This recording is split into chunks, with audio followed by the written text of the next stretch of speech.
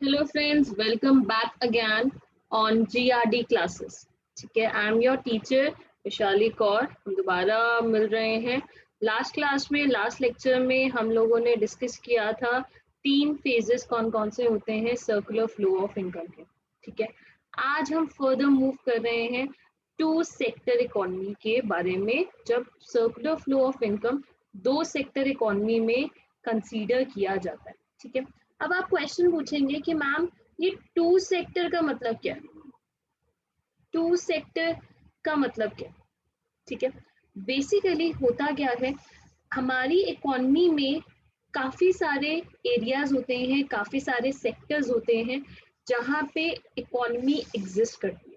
ठीक है, एक सेक्टर होता है हम और आप वाला, that is house hold sector. दूसरा सेक्टर होता है वो सेक्टर जो हमारे लिए कुछ प्रोड्यूस करता है, दैट इज फर्म। ठीक है, तीसरा सेक्टर होता है हाउस होल्ड और फर्म के ऊपर, that is government sector. Next sector होता है फाइनेंशियल मार्केट या फाइनेंशियल सेक्टर, जो बेसिकली मनी से रिलेटेड या बैंकिंग सेक्टर आप जिसको कह सकते हैं, वो वाला सेक्टर। एंड लास्टली आपका सेक्टर होता है फॉरेन सेक्टर। ठीक है, तो ये आपके सेक्टर्स होते हैं जो इकोनॉमी में एग्जिस्ट करते हैं। ऑल्दो ये हमें आसपास देखने को मिलते हैं, बट फिर भी हमें इनके एग्जैक्ट नेम पता नहीं होते या हमें इनकी एक्टिविटीज पता नहीं होती। ठीक है, हमारे कोर्स में house hold and firm sectors है। ठीक है, हाउस होल्ड सेक्टर बेसिकली हम और आप जो बेसिकली कंज्यूमर्स होते हैं उनकी बात करी जाती है, जो कंजम्पशन करते हैं।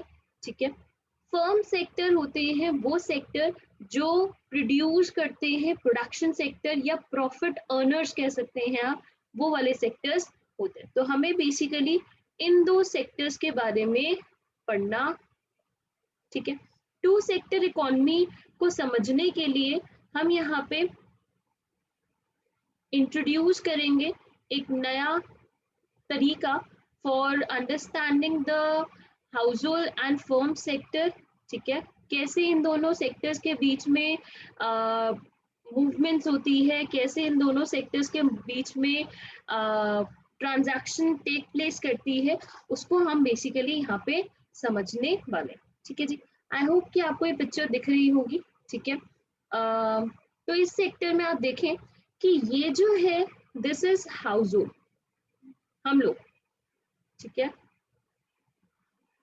और ये जो है, ये कौन है? दीज आर प्रोड्यूसर्स या आप कह सकते हैं फर्म। ठीक है, इन दोनों के बीच में होने वाली है ट्रांजैक्शंस, होने वाली है एक्सचेंजेस। ठीक है, अब इन दोनों के बीच में कैसे एक्सचेंजेस होंगी, कैसे ट्रांजैक्शंस होंगी, उसको समझने के लिए आपको लेनी पड़ेंगी कुछ अजम्पशंस। ठीक है, क्योंकि इकोनॉमी को आप बहुत ही आसानी से समझ पाए, इकोनॉमी के मॉडल को आप आसानी से समझ पाए, उससे पहले आपको कुछ अजम्पशंस लेके चलनी है। इकोनॉमिक्स में एक बहुत अच्छी बात रहती है कि हम जब अजम्पशंस लेते हैं तो बहुत ही रीजनेबल हमारे काम को या हमारे जो कोर्स को बहुत ही आसान बना देती है सबके लिए। ठीक है, तो यहाँ पे भी हम कुछ अजम्पशंस लेंगे जिसकी वजह से हमारा जो circular flow of income in two sector economy है वो समझना और आसान हो जाएगा। ठीक है, मतलब हम हाइपोथेटिकल सिचुएशंस को यहाँ पे कंसीडर नहीं करेंगे, एक्चुअल में जो सिचुएशंस हैं उसको ही लेके चलें। ठीक है, तो यहाँ पे हम जल्दी से अजम्पशंस देख लेते हैं। तो हमारी अजम्पशन नंबर 1 होती है कि हाउस होल्ड सेक्टर अपने फैक्टर सर्विसेज फर्म को प्रोवाइड करेगा। ठीक है, ऑल फैक्टर सर्विसेज की यहाँ पे बात हो रही है। ठीक है, दूसरी बात, firm all factor payments house hold को प्रोवाइड करेगा। ठीक है, तीसरी बात, goods and services produced by firm will be circulated to household only. सिर्फ हाउसहोल्ड को ही गुड्स एंड सर्विसेज प्रोवाइड करी जाएगी। चौथी बात, फर्म हाउसहोल्ड स्पेंड या expenditure only on firm. And lastly, no saving by household and profit by firm.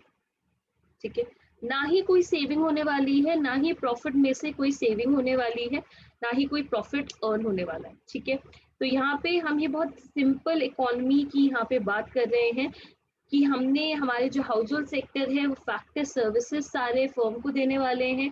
Firm जो है वो सारी फैक्टर पेमेंट जो है हाउस होल्ड को देने वाली है।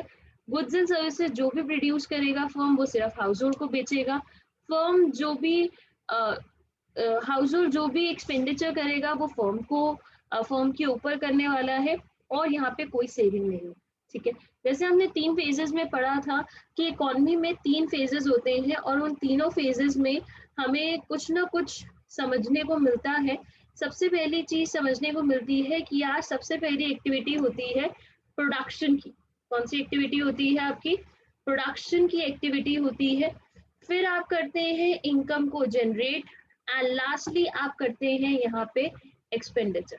ठीक है, और ये तीनों ही एक्टिविटी रिजल्ट करती है सर्कुलर फ्लो ऑफ इनकम। ठीक है जी।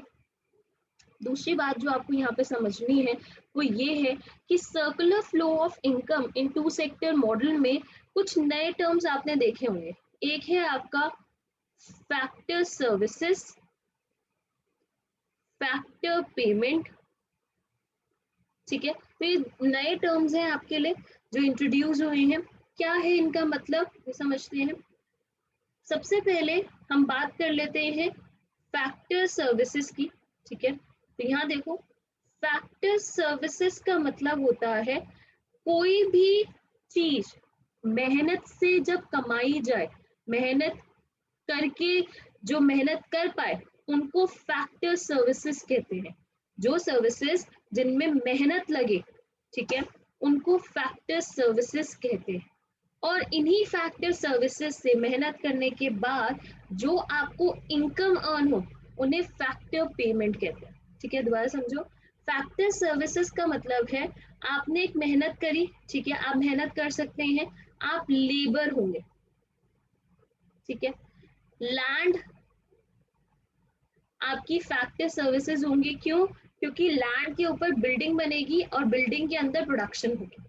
ठीक है, और लैंड के ऊपर बेसिकली आप कुछ प्रोडक्टिव वर्क ही करेंगे। ठीक है, कैपिटल मशीन्स हो गई।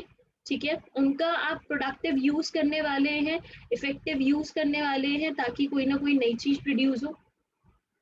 एंड लास्टली आपका होता है इंटरप्रेन्योरशिप, ऑनर, जिसको हम ऑनर भी कहते हैं। ठीक है, तो ये भी कुछ ना कुछ इफेक्टिव वर्क या प्रोडक्टिव वर्क करेगा ताकि प्रॉफिट इसको अर्न। ठीक है, ध्यान रखना ये जितनी भी फैक्टर सर्विसेज हैं ये सिर्फ और सिर्फ हाउस होल्ड के पास ही अवेलेबल होती है। ठीक है, सिर्फ हाउस होल्ड के पास ही अवेलेबल होती है। ठीक है, अब ये तो है नहीं ना फर्म लेबर लेके बैठा हुआ है, लैंड लेके बैठा हुआ है, कैपिटल, ये फर्म को मिलती है कहाँ से? हाउस होल्ड से। ठीक है, ये होती है फैक्टर सर्विसेज। अब ये फैक्टर सर्विसेज जब मेहनत करती है, काम करती है, तो उसके बदले में इनको मिलती है अमाउंट। ठीक है, मैंने डिस्कस किया था लेबर को मिलती है वेजेस, लैंड को मिलता है रेंट, कैपिटल पे मिलता है इंटरेस्ट एंड एंटरप्रेन्योरशिप को मिलता है प्रॉफिट। ठीक है, तो ये सारे फायदे मिलते हैं जिनको हम फैक्टर पेमेंट का नाम देते हैं। इतनी बातें सबको समझ में आ गई? ठीक है, ओके, चलो अब आगे चलते हैं। अब आगे देखो कि आपके जो यहाँ पे गिवन है ये हाउस होल्ड एंड फर्म के बारे में। हाउस होल्ड एंड फर्म में कैसे आपके सर्कुलर फ्लो में इनकम मूव कर रही है, ठीक है। तो यहाँ पे देखो, हाउस होल्ड मैंने कहा फैक्टर सर्विसेज आपकी प्रोवाइड करता है, तो यहाँ पे फैक्टर सर्विसेज किसको देगा, फैक्टर सर्विसेज देगा फर्म को, ठीक है। अब फैक्टर सर्विसेज में हमारा क्या आता है, land, labour, capital and entrepreneurship, ठीक है जी।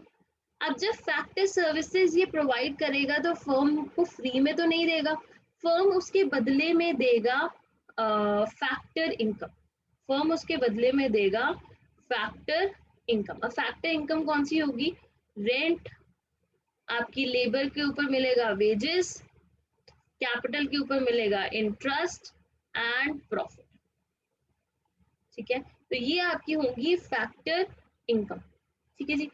तो फैक्टर इनकम मिल रही है फर्म से और हाउस होल्ड से मिल रहा है फैक्टर सर्विसेज। इतनी बात समझ में आ गई सबको। अब जब यहाँ पे फैक्टर सर्विसेज और फैक्टर इनकम मिल गई, उसके बाद आया यहाँ पे, ठीक है। अब पैसे किसके पास आए हैं, हाउस होल्ड के पास।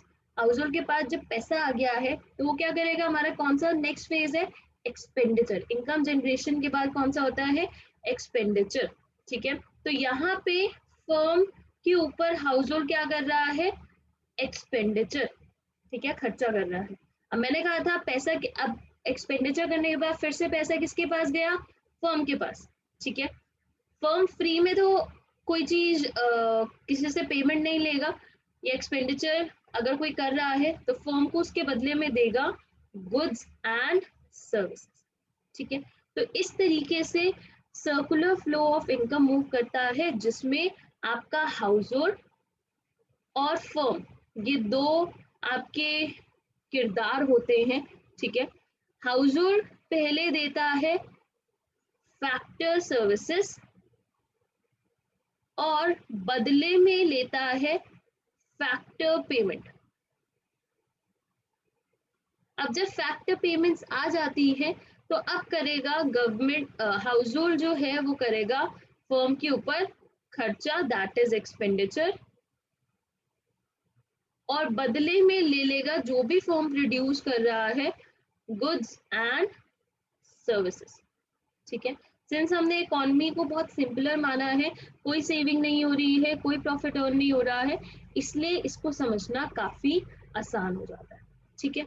ये एग्जाम में काफी इंपॉर्टेंट क्वेश्चन आता है, एग्जाम में बहुत पूछा जाता है, ठीक है। तो आई होप आपको ये लेक्चर बहुत आसान लगा होगा, समझने में बहुत आसानी हुई होगी, ठीक है। Thank you very much.